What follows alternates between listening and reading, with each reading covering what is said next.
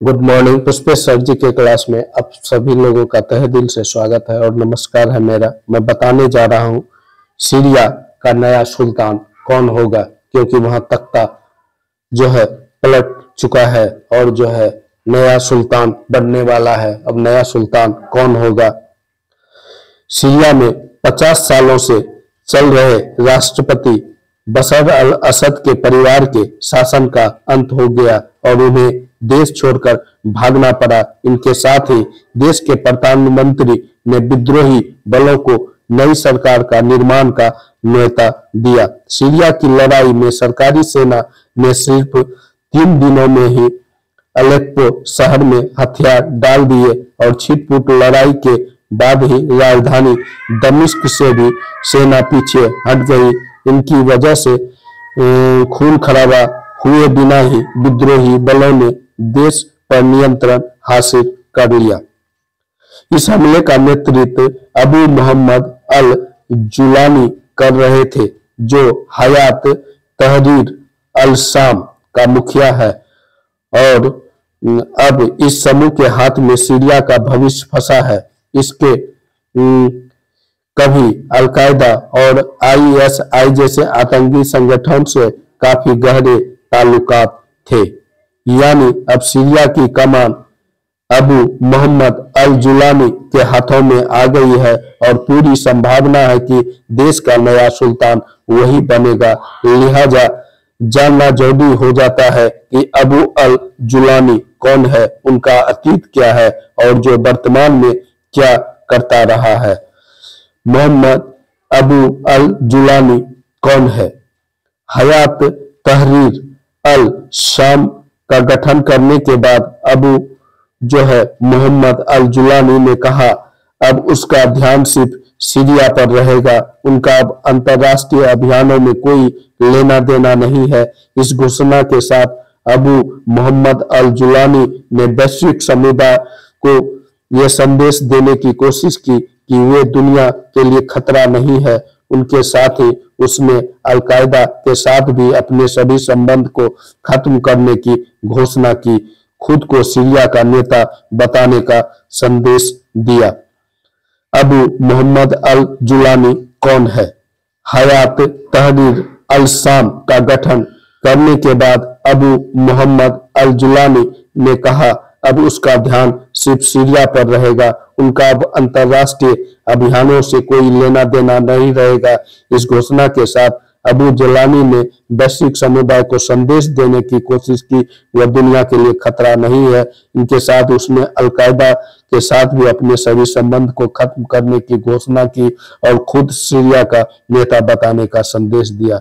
पिछले कई सालों से उसने बार बार यही दोहराया है कि उनका मकसद सीरिया में इस्लामिक गणराज्य की स्थापना करना और साल 1916 के बाद उसने लगातार खुद को अपने संगठन को सीरिया के भविष्य के तौर पर पेश किया है। उनका मकसद राष्ट्रपति बशर अल असद के क्रूर शासन को उखाड़ फेंकना है। सीरिया में अंत 1900 जो है सीरिया में साल 2011 में गृह युद्ध शुरू हुआ था, जिसे राष्ट्रपति असद ने हिजबुल्लाह, रूस और ईरान की मदद से कुचल दिया। जिसे राष्ट्रपति ने हिजबुल्लाह, ईरान और रूस की मदद से इस विद्रोह को कुचला था। लेकिन इस बार इजराइल के साथ जंग लड़ते लड़ते हिजबुल्लाह अपंग हो चुका है। रूस यूक्रेन युद्ध में जो है उलझा है और ईरान भी इजराइल के साथ संघर्ष में है। इस घटना ने अबू मोहम्मद अल जुलानी के लिए असद सरकार को उखाड़ फेंकने का जो है रास्ता साफ कर दिया। पहले जो गृह युद्ध सीरिया में हुआ था उसको किसने दबाया था यह जानना जरूरी है। उसमें जो है राष्ट्रपति असद था और उसका हिजबुल्लाह आतंकवादी ग्रुप और रूस और चौथा ईरान। और इस बार जो है रूस खुद जो है यूक्रेन युद्ध में फंसा है और हिजबुल्लाह इजराइल से लड़ते लड़ते अपंग हो चुका है और ईरान का भी जो है इजराइल से संघर्ष के दौरान उसकी भी स्थिति ठीक नहीं है। ऐसे में जो है मोहम्मद अल जुलानी असद शासन को उखाड़ फेंकने का रास्ता जो है उसको साफ हो गया, वो उसको रास्ता मिल गया। एसटीएस ने सीरियाई एलिवेशन सरकार के माध्यम से इदलिब के गवर्नर को चलाया, जिसमें उसने 2017 में नागरिक सेवा, शिक्षा, स्वास्थ्य, न्यायपालिका, बुनियादी ढांचा प्रदान करने के साथ वित्त और सहायता वितरण का प्रबंध करने के लिए स्थापित किया। हालांकि मीडिया रिपोर्ट ने स्थानीय निगरानी संस्था से कहा एसटीएस भी कठोर शासन चलाता है, उसे भी असहमति बर्दाश्त नहीं है। अल जजीरा की एक रिपोर्ट में स्वतंत्र पत्रकारिता संगठन सीरिया डायरेक्ट की रिपोर्ट की एचटीएस ने मानवाधिकार कार्यकर्ता को लापता करवाया, प्रदर्शनकारियों पर गोलियां चलाई, जिससे उनका विरोध किया। अबू मोहम्मद अल जुलानी का अतीत जानते हैं। अबू मोहम्मद अल जुलानी का जन्म जो है 1982 में सऊदी अरब के रियाद में जो है हुआ था और उसका शुरू से ही नाम था अहमद हुसैन अल सरा। उनके पिता पेट्रोलियम इंजीनियर थे और 1989 में पूरा परिवार वापस सीरिया लौट गया और दमिश्क के पास बस गया। 2003 में इराक जाने से पहले दमिश्क में उसने अपना समय कैसे बिताया उनके बारे में जानकारी काफी कम है, लेकिन यह जानकारी है कि वह अल-कायदा में शामिल हो गया था।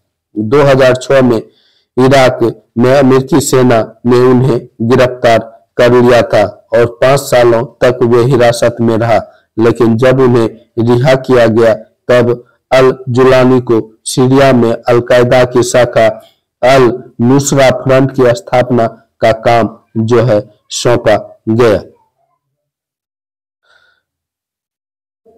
सीरिया में अल नुसरा शाखा अल नुसरा फ्रंट की स्थापना का काम सौंपा गया, जिसमें विपक्ष के कब्जे वाले क्षेत्र विशेष रूप से इदलिब में अपना प्रभाव बढ़ाया।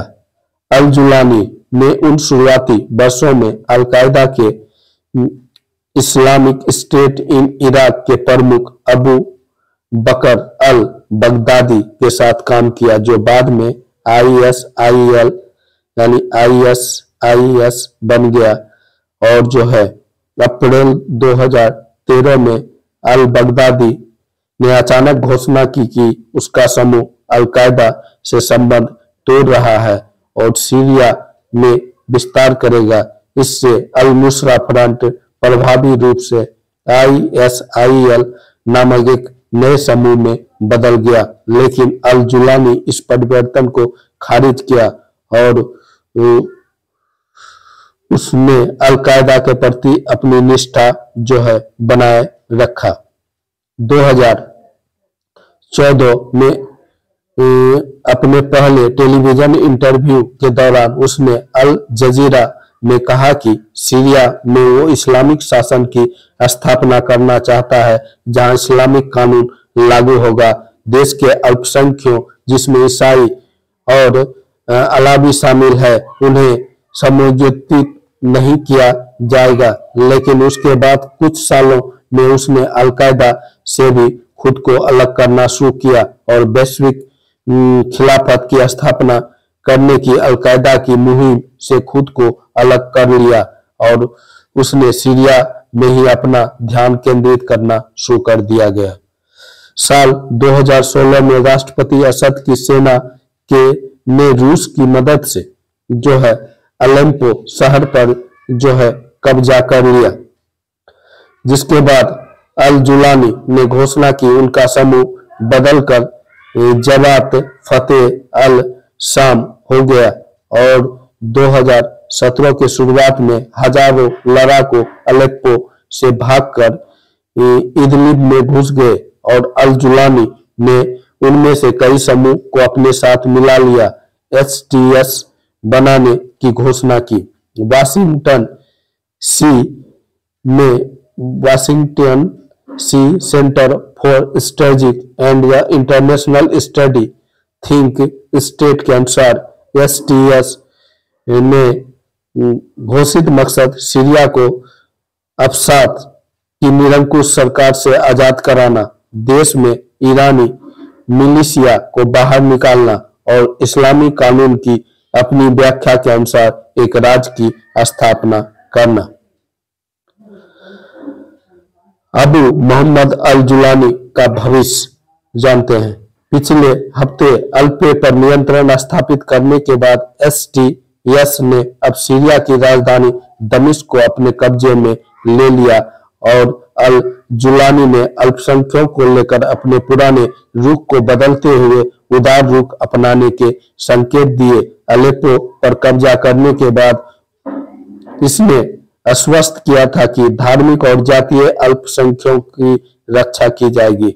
अल जजीरा ने लेवेंट में सशस्त्र समूह पर सीरिया विशेषज्ञ हसन के हवाले से कहा, अल जुलानी एसटीएस को सीरिया में एक विश्वसनीय शासन इकाई और वैश्विक आतंकवाद विरोधी प्रयासों में एक संभावित भागीदार के रूप में ब्रांड करना चाहता है।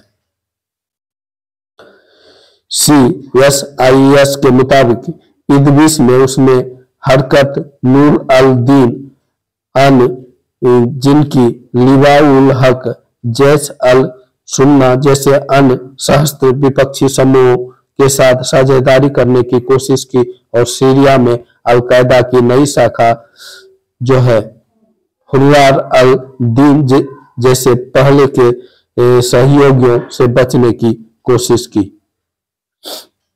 एसटीएफ की वर्तमान में संयुक्त राष्ट्र, तुर्की, अमेरिका, यूरोपीय संघ ने एक आतंकी संगठन करार दिया। अल जुलानी ने कहा उसे आतंकी संगठन मानना अनुचित है क्योंकि उनके समूह ने राष्ट्रीय कर्तव्य के लिए अपने पुराने संबंधों को त्याग दिया। अल जुलानी की घोषित घरेलू महत्वाकांक्षा के बावजूद सीरिया में सबसे बड़े विपक्षी सशस्त्र समूह के प्रमुख के रूप में देश पर उनका प्रभाव राष्ट्रीय अंतर्राष्ट्रीय स्तर पर दिखाई दे रहा है। इस तरह से देखा जाए तो सीरिया में तख्ता पलट के बाद मोहम्मद अल जुलानी की जो सरकार बनने वाली है उसका दावा है वह अल्पसंख्यकों के साथ न्याय करेगा। उसका रुख बदल चुका है और जो है अल कायदा से उनका कहना है कि हर तरह का संबंध मैंने खत्म कर लिया है, मैं उस तरह का कोई आतंकी ग्रुप नहीं हूं और जो है लोगों की भलाई के लिए कार्य करूंगा। देखें आगे क्या होता है। ओके गाइस, वीडियो कैसा लगा जरूर बताइएगा। वीडियो अच्छा लगा वीडियो को लाइक करें, चैनल को सब्सक्राइब करें। Okay bye.